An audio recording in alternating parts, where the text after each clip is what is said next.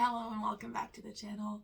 I'm down here in Southern Ontario, Zone 6B. It is early April and I'm here potting up my delphiniums, which I started from seed a few weeks ago.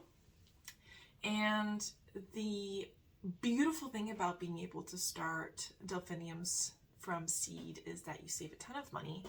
You get a lot of really beautiful, stately statement plants that are perennials and are going to be coming back year after year, hopefully, unless they really don't like where they are or something happens to them. And part of planning a garden is really having something that is consistently going to be showy in an area of interest and bring some color or texture or shape to your garden during all times of the year. And so you really want to make sure that you have some perennials coming up at different stages and different times of the year. So my delphiniums are looking beautiful. What I did, I actually just threw the seeds into single one of these pots, allowed them to germinate and grow, so they would come to be about this big.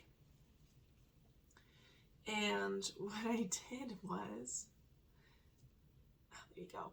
And what I did was I just kind of pulled the whole thing out of the pot, threw them down gently, and teased them apart. And the beautiful thing about using the Coco Coir seed starting mix that I use with perlite and vermiculite is that it's so light that this is so easy to do.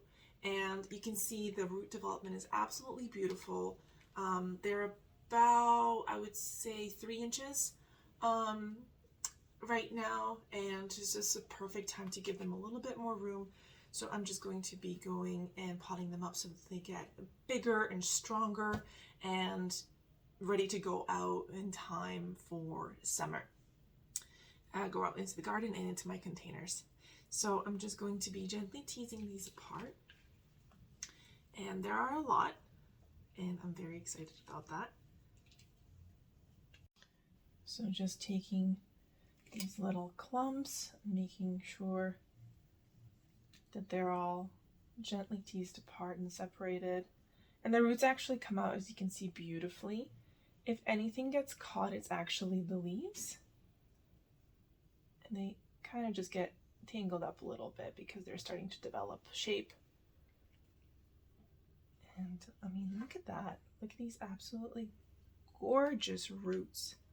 I mean, that's what we want, is we want a healthy plant with healthy roots. These are 2 in here.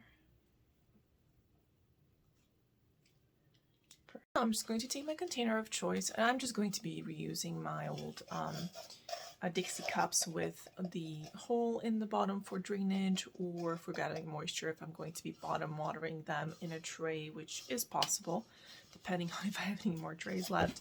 I'm going to scoop up some of my pre-moistened potting mix, and the potting mix has granule organic fertilizer in there, so the plants are going to get a good amount of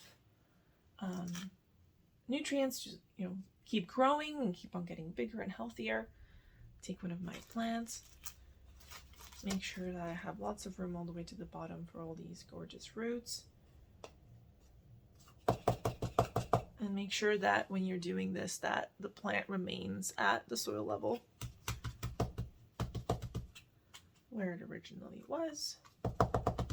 They're going to be a little bit floopy, but they will get stronger as I pop them up into their individual containers. So I've potted up my delphiniums. I switched from using Dixie cups to using these pots just because I ran out. And because these are wider, I actually did 2 delphiniums per pot.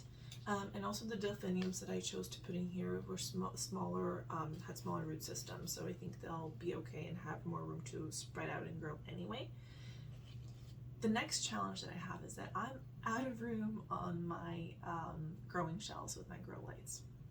So I'm going to run a bit of an experiment with some of these, the ones that I can't squeeze onto the shelves. And I'm going to take one of these dollar store bins, and I'm going to actually put these outside, covered, on my patio where it's southern exposure. so they're going to get light and sunlight.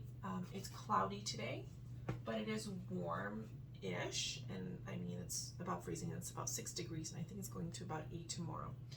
So this is a good time to get them acclimatized to a different type of environment, because it's not too bright, it's not too sunny, they're not going to get sun scald, but it's not freezing. And so going from about that 20-degree environment inside to about, I'm gonna say 10, I'm gonna round it up to 10 because of this and because of the greenhouse effect in here, is realistic. So I'm gonna give it a shot.